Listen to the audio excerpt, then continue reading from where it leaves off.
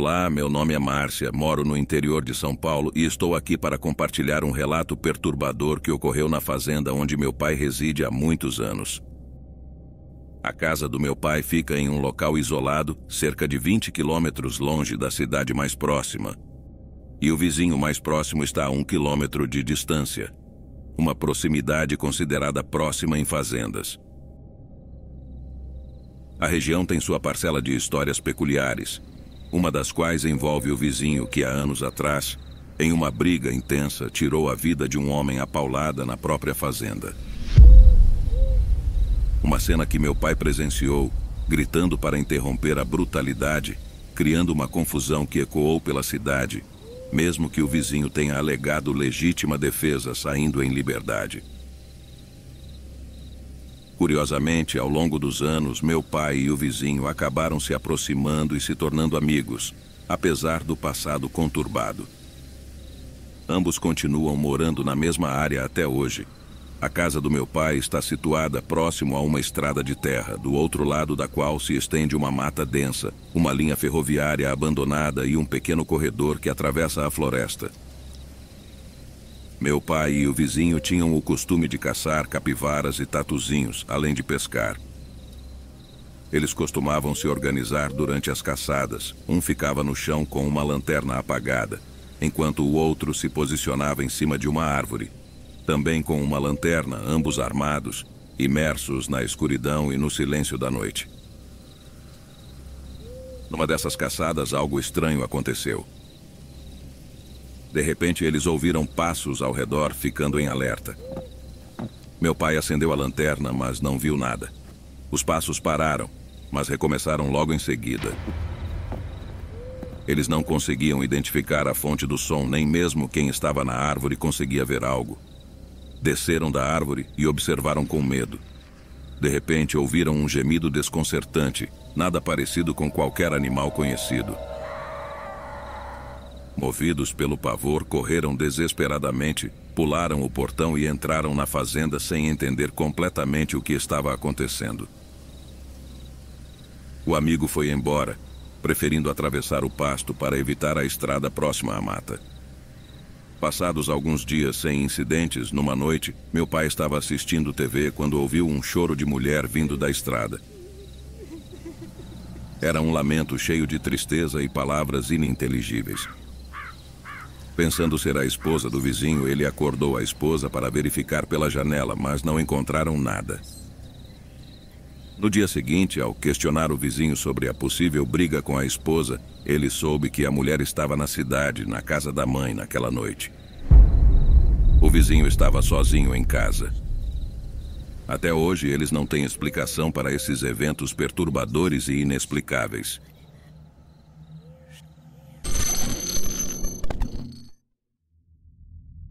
Há mistérios que se escondem nas sombras mais profundas. Saudações, relatos, sou Arthur de Tomé, Açu, Pará. O episódio que compartilharei agora foi um dos eventos que arrepiaram a minha pele, ocorrendo em um período já complicado. Estávamos em 2012, quando cursava tecnólogo em radiologia em Belém do Pará. Um ano marcado pela perda de meu avô para o câncer de garganta. Nesse turbulento momento, iniciei uma amizade com uma colega da faculdade. Chamemo-na de Sayuri, por respeito à sua privacidade. Essa amizade, surgida em meio a cursos distintos, evoluiu para algo mais profundo, um relacionamento que floresceu no mesmo ano. Em nossos encontros, frequentávamos o cinema, e numa dessas ocasiões optamos por assistir A Entidade, estrelado por Ethan Hawke. O filme despertava em mim um medo palpável, mas eu precisava demonstrar coragem. Após a sessão, trêmulos, dirigimos-nos à casa dela, um apartamento espaçoso, aguardando a volta do pai dela. Foi quando ela, com um olhar temeroso, mencionou: "Não vá, amor. Vi algo no corredor." Ela me fitou com medo. Essa revelação gelou meu sangue, mas tentei tranquilizá-la. "Fique calma, não foi nada." Semanas depois, decidimos passar a noite na casa da minha família em Belém, planejando viajar de ônibus para Tomé Açu. Essa casa, construída nos anos 1970, testemunhou várias gerações. Naquela noite, enquanto assistíamos TV no quarto, Sayuri expressou o desejo de descer para buscar água, mas mudou de ideia repentinamente. Sayuri, o que aconteceu? Indaguei. Há algo na cozinha? Perguntou ela, visivelmente assustada. O que você viu? Questionei incrédulo. Uma sombra me encarando, não quero ir lá. Respondeu. Desconfiado, desci para investigar, acendi a luz, mas inicialmente nada apareceu. Pressentindo algo, peguei a água e, mesmo sem perceber nada estranho, passamos a noite acordados, ansiosos para a hora do ônibus. Meses depois, nossa relação terminou devido à possessividade dela. Hoje vejo que a decisão foi acertada. Sayuri casou-se e é mãe de uma garotinha. Fico me perguntando, o que Sayuri viu nas sombras? Anos antes, minha mãe, durante uma visita, enfrentou um fenômeno estranho, resolvido apenas com orações intensas. Este é mais um relato do desconhecido. Espero que tenham apreciado meu relato, pois há mais histórias no meu arquivo fiéis ao nome do canal, Relatos do Desconhecido. Olá, Silvio e inscritos do RD. Não vou deixar meu nome verdadeiro porque moro no interior do estado do Rio de Janeiro, numa cidade pequena, e aqui todos se conhecem. Meu pai sempre foi coveiro e desde que nasci, estava acostumado a frequentar o cemitério. Vou compartilhar 2 relatos pequenos aqui, ambos verdadeiros. A primeira situação aconteceu quando eu tinha cerca de 6 anos, e minha mãe me pediu para levar água e café no cemitério para meu pai. Morávamos razoavelmente perto e lá fui eu. Ao chegar, escutei claramente meu pai escavando o fundo de uma cova ali perto e fui em sua direção. Ele havia desenterrado uma ossada para depositar no ossário, e ali naquela cova, pela manhã, outra pessoa seria sepultada. Ao me aproximar, chamei e entreguei a água e o café. Enquanto ele bebia, fixei meus olhos num crânio ainda com cabelos longos que estava sobre a ossada. Meu pai, ao perceber meu espanto, disse para não olhar. Eu falei para ele que aquilo estava me olhando. Ele achou engraçado e pensou que fosse impressão minha. Enquanto isso, uma sensação de puro pavor crescia dentro de mim. Me senti ameaçada e decidi correr. Para nosso espanto, aquele crânio rolou atrás de mim na mesma direção que eu corria e ganhava velocidade à medida que rolava. Tocou nele e lembro de ver que estava bem apoiado, pois meu pai era muito cuidadoso com tudo que fazia. O mistério é que eu via seus olhos acesos e ouvia risos pavorosos. E aquilo só não me alcançou porque meu pai agarrou os cabelos e segurou no ar. Mas aquilo nitidamente se movia e sacudia por conta própria e tentava se soltar para vir atrás de mim. Nem preciso dizer que tenho alta sensibilidade e que descobri isso da pior forma possível. Sendo perseguida por algum espírito zombeteiro com apenas 6 anos de idade. A segunda situação se deu quando eu tinha 11 anos e havíamos acabado de nos mudar para mais perto do cemitério, na mesma rua. Nossa casa ficava às portas desse cemitério. No dia da mudança, 21 de abril de 1992, estávamos reunidos na sala. Quando a porta trancada começou a ser sacudida com muita força, e atrás da porta se ouvia, ao mesmo tempo, risos e choros de lamento.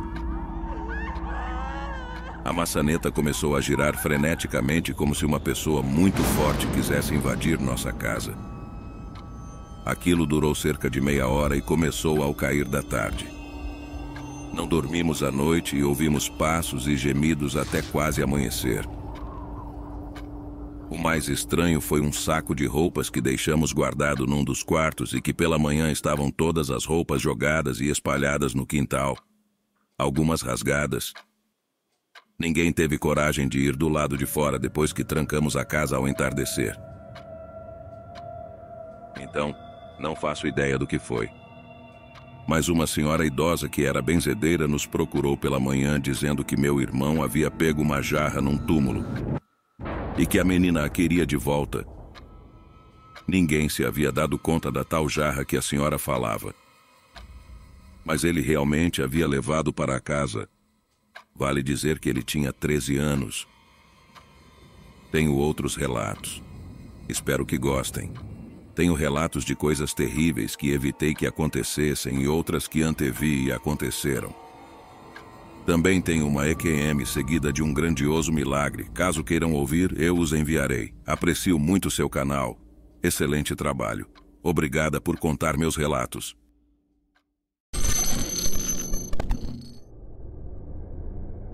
Olá, Silvio. Meu nome é Narciso. Tenho um relato que ocorreu comigo meses atrás e nunca mais comentei sobre essa história com ninguém, pois a única pessoa em quem confiei para compartilhar esse relato não acreditou, e por isso evitei falar do assunto. Algum tempo atrás, eu e meus colegas fomos a uma discoteca ou balada.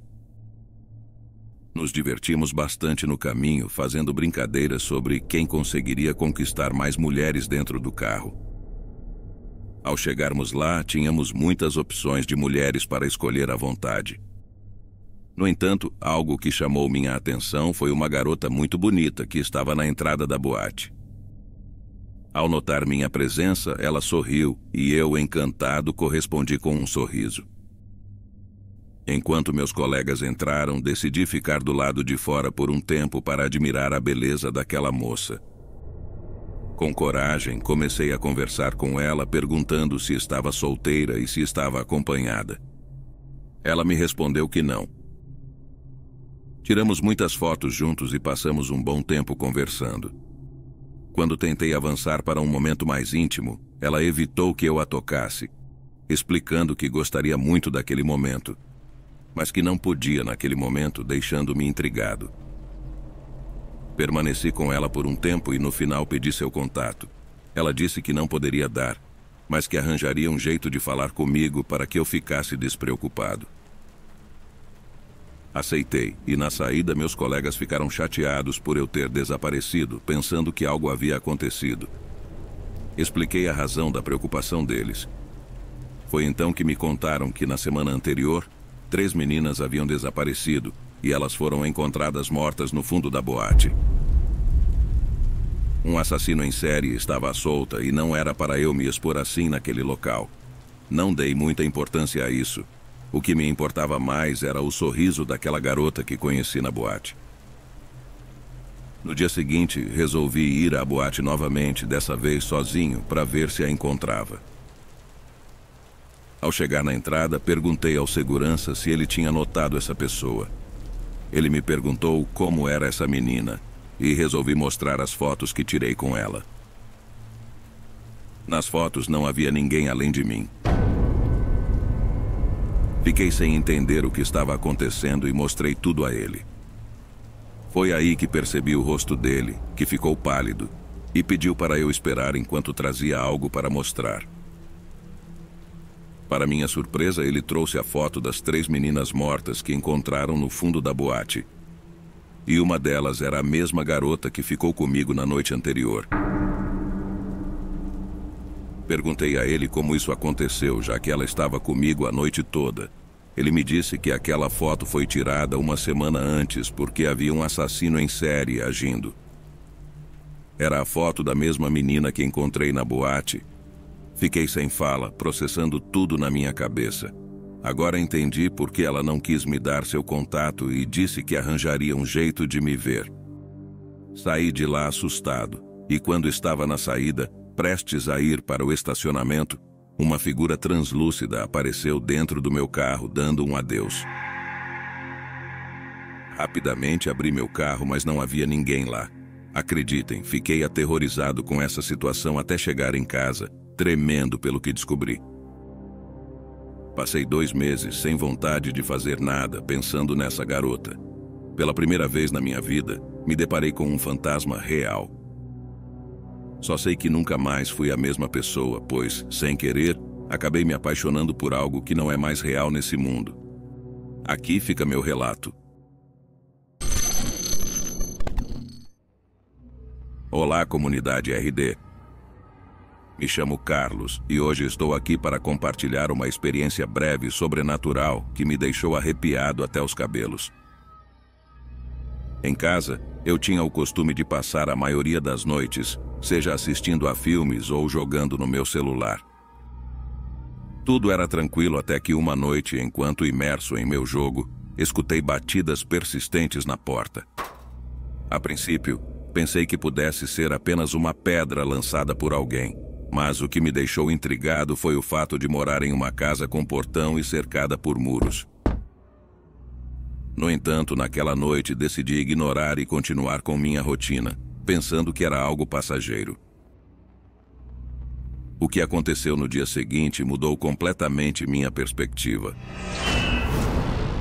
Ao apagar as luzes para dormir, deparei-me com uma figura sombria, uma presença inexplicável que ocupava o sofá.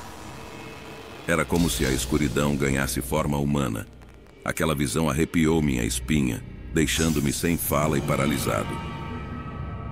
Desde então, decidi que não valia a pena correr o risco de encarar algo tão sobrenatural. Agora, cada noite é vivida com uma mistura de expectativa e receio. As sombras da minha casa parecem esconder segredos, e a experiência mudou meus hábitos noturnos de uma forma que eu jamais imaginaria. Quem poderia dizer o que mais está à espreita nas sombras da minha própria casa?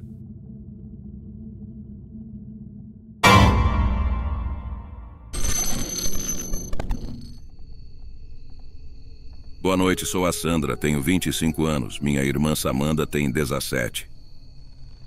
Somos do interior de Teresópolis, estado do Rio de Janeiro. Por motivo de segurança, não vou dizer em qual interior moramos e nem o nome da fazenda de meu pai. Quero contar o nosso encontro com o lendário lobisomem albino de olhos azuis. Sim, o albino.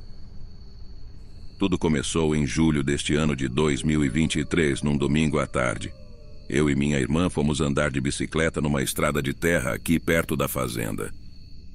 Estava uma tarde linda para passear de bicicleta e íamos conversando sobre o sobrenatural.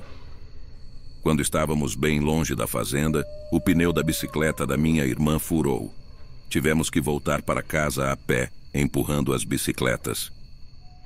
Conversa vai, conversa vem, quando de repente, de trás de uma árvore, apareceu um homem com uma mochila nas costas. Nós levamos um susto. Ele olhou para nós e disse para não termos medo, que jamais faria mal a nós.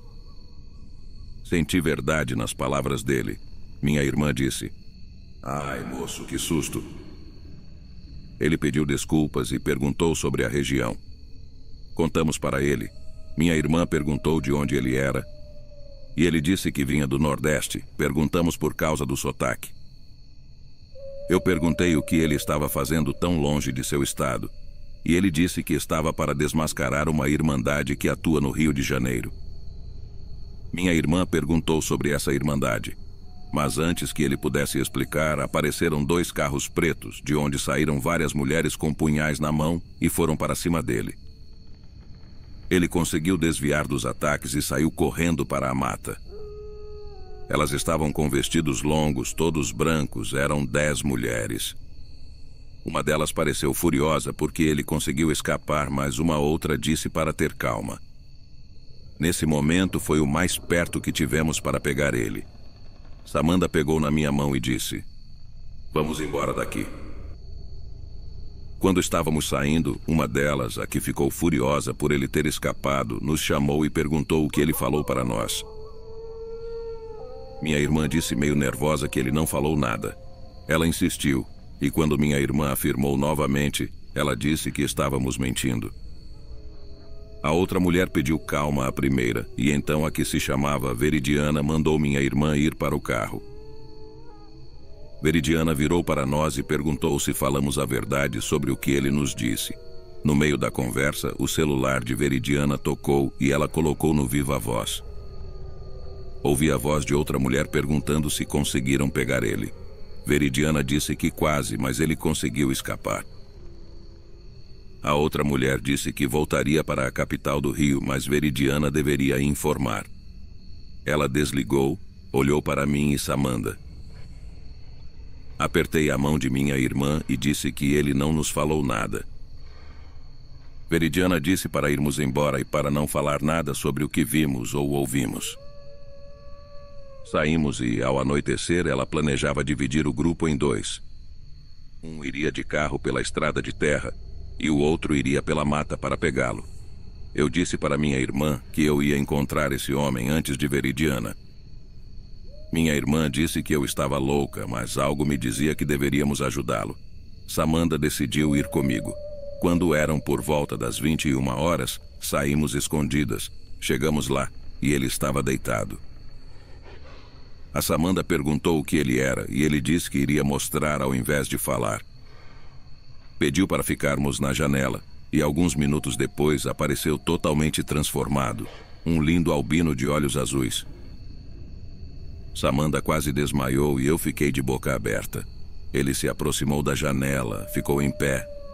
Como ele era grande e forte, eu disse que ia lá fora e Samantha veio comigo segurando minha mão. Ele ficou de quatro como um cachorro. Criei coragem e fui tocar nele. Samantha fez o mesmo. Tocamos nele e meu coração estava disparado. Ele se levantou, saiu para trás da casa e em poucos minutos apareceu vestindo uma camisa, olhando para nós sorrindo como se estivesse se vestindo. Perguntei então se ele era um albino e ele confirmou. Samantha achou legal e nós nos sentamos no sofá. Ele contou que, quando terminar com essa irmandade no Rio, irá a Macaé acertar as contas com um lupino chamado Diego.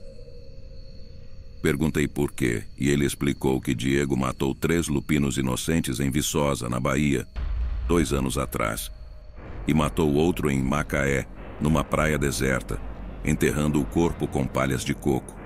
Esse Diego é conhecido em Macaé, mas ninguém sabe que ele se transforma numa criatura que mata sem piedade. Ele tem também uma irmã chamada Fernanda, que se transforma numa lupina sanguinária. Ele disse que não vai embora por alguns dias e pediu para mantermos isso em segredo enquanto Veridiana estiver por perto.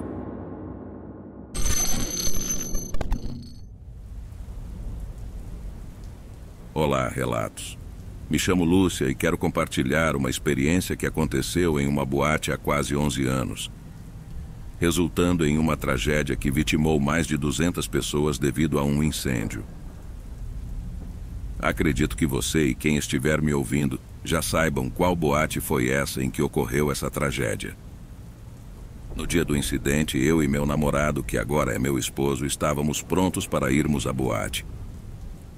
No entanto, enquanto meu namorado esperava na sala, ele de repente surtou e disse que não íamos mais para a boate. Perguntei o que tinha acontecido e qual era o motivo para ele gritar, parecendo um louco, pedindo para não irmos. Ele me contou que uma mulher toda de vermelho apareceu para ele e disse que ia realizar uma festa de almas, banhando-se em muito sangue dentro da boate, e que ele e eu estávamos marcados. Após isso, ela riu muito e desapareceu misteriosamente.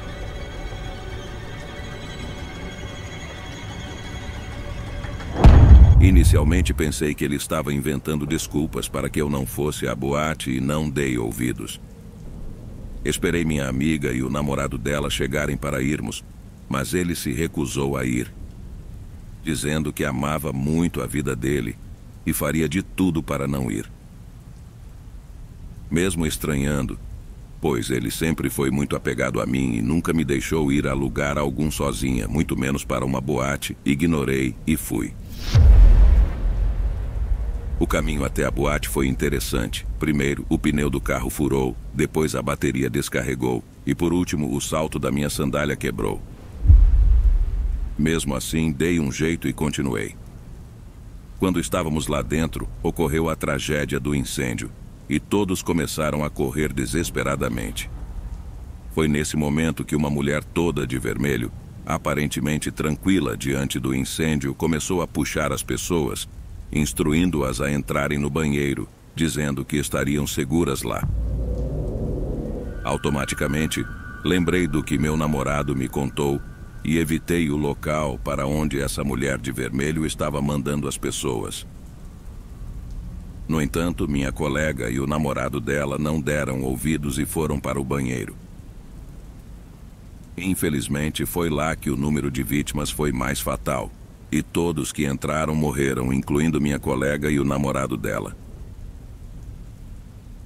Eu sofri queimaduras leves pelo corpo, mas até hoje não consigo tirar da minha mente aquela mulher que vi puxando todo mundo para dentro daquele banheiro.